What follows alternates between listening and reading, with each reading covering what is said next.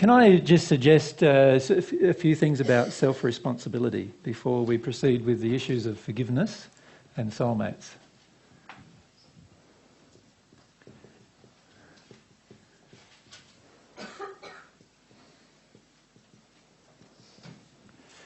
We have often large desires within us to avoid self-responsibility.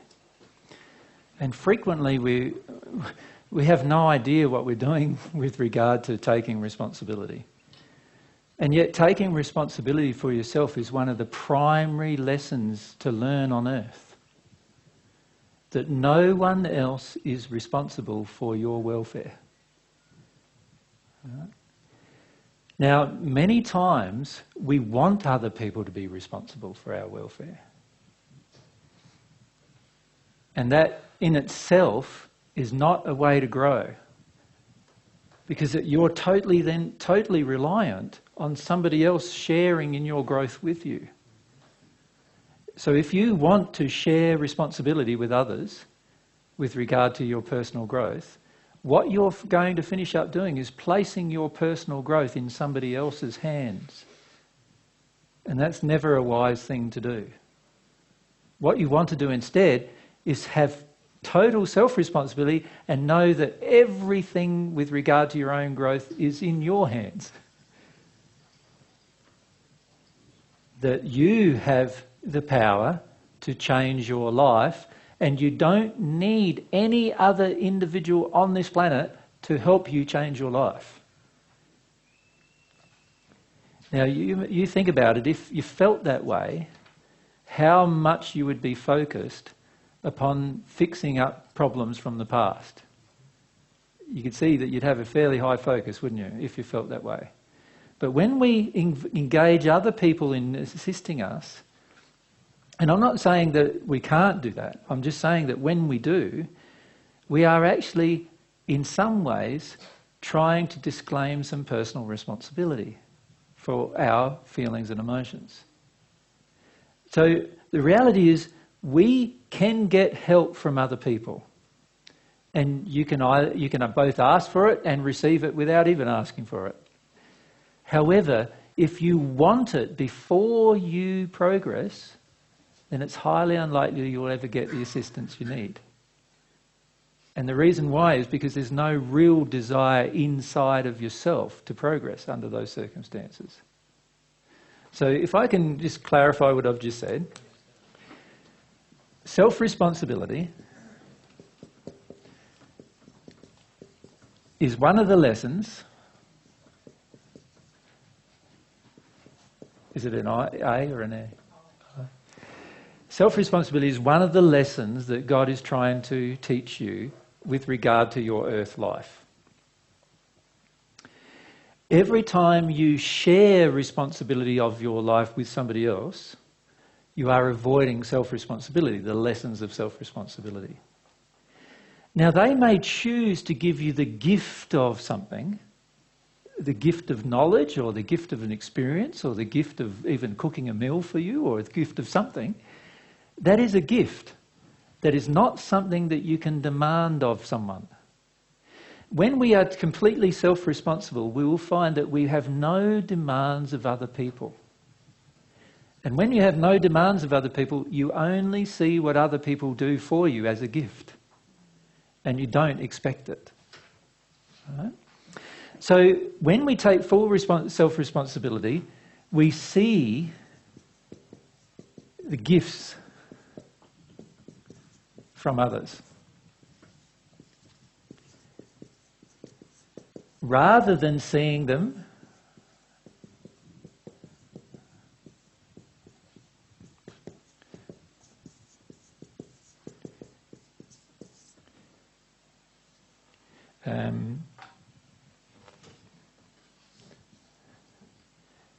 expectations or demands.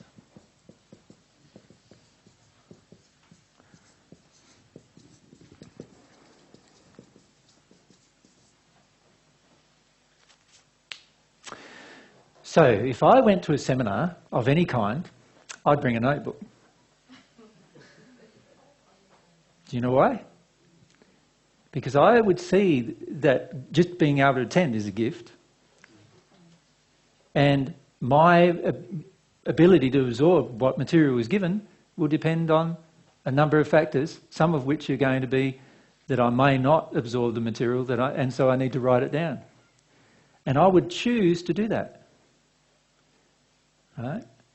And I would see it as a gift, in fact, and an appreciation of the gift of doing that. I wouldn't expect it to be televised. I wouldn't expect it to be recorded.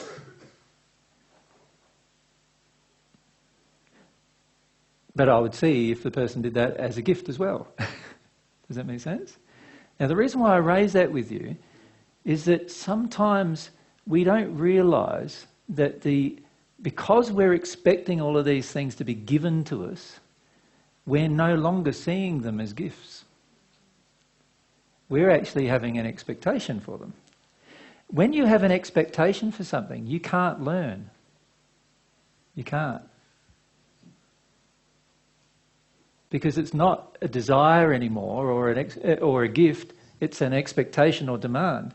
You're closed to the gift under those circumstances. You don't learn generally under those circumstances. And you certainly don't retain the information under those circumstances generally. Now, when it comes to issues like, if you think about the issue I raised at the beginning of the talk so far or that you raised with me, which was, so Teresa raised the issue of financial responsibility. That's about self-responsibility. The issue that Eloisa raised about what's happening when I'm tuning out, when I'm zoned out. That's actually about self-responsibility, if you think about it. An emotion that I have within myself that I'm refusing to feel means that I'm not taking responsibility for my emotions. That's an issue of self-responsibility too. Can you see?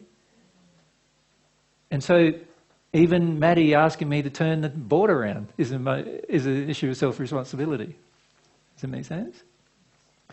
And what I'm trying to illustrate to you is frequently we want other people to take responsibility for what we know actually is a part of our personal life.